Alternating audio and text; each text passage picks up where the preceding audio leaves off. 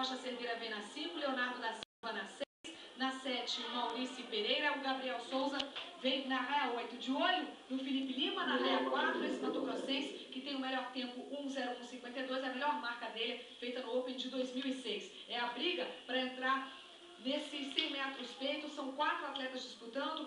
O Eduardo Fischer acaba de conseguir fazer o tempo de 1:01:49, consegue ficar abaixo do índice. Vamos ver o que vai acontecer nessa prova.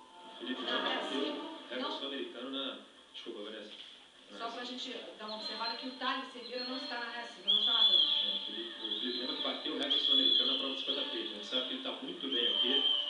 É o principal rival aí, né, dos nadadores, principal talvez candidato a conseguir uma das duas posições também. Pela parcial dele a gente já vai ter uma ideia. Vai o Felipe liderando a prova na raia 4, no meio da piscina. Vale o índice olímpico. Eduardo Fischer acabou de fazer o tempo, hein? Vira com 28:27, Pedro. Um pouquinho melhor que o Fischer.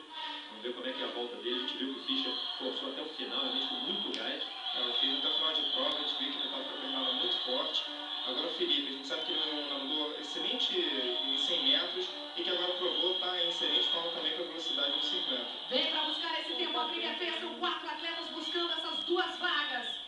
O Henrique Barbosa já tem o índice, se alguém fizer o tempo menor do que ele, 2 atletas com um tempo menor do que ele perde a vaga. Tá aí, olha, vem para bater.